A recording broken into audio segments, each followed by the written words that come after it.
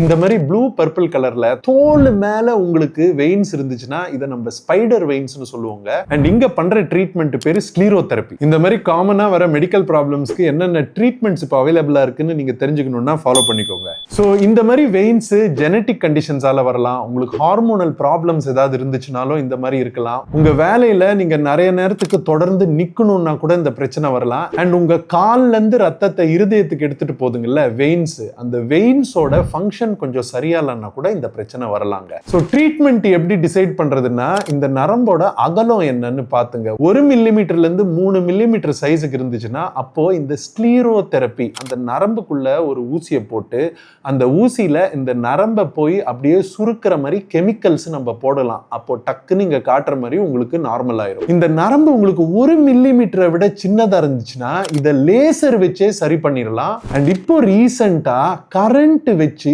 சூடு அமுச்சு கூட இதுங்களை அப்படியே நம்ம தீச்சு சுருக்கிடலாங்க. தெர்மோலைசிஸ் இதோட பேரு. ஆனா தெரிஞ்சுக்க வேண்டிய விஷயம் என்ன தெரியுமாங்க, இந்த ஸ்பைடர் வெயின்ஸை சரி பண்றதுக்கு கிரீம்ஸ் எல்லாம் ரொம்ப நல்லா வேலை செய்யாது. ஏதாவது நீங்க செய்யணும்னு இருந்தா இந்த 3 ட்ரீட்மெண்ட்ல ஒன்று நீங்க பாத்துக்கலாம். ஸோ வேரிகோஸ் வெயின்ஸுக்கும் இதுக்கும் என்ன வித்தியாசம்னா, வேரிகோஸ் வெயின்ஸ் வந்து ஆழமான ரத்த குழாங்களுக்கு, இது வந்து தோல்ல இருக்க ரத்த குழாங்களோட பிரச்சனை. நீங்க இது வரைக்கும் இந்த மாதிரி யாருக்காவது இருந்து பார்த்திருக்கீங்களா இல்லையான்னு கீழே கமெண்ட்ஸ்ல போடுங்க.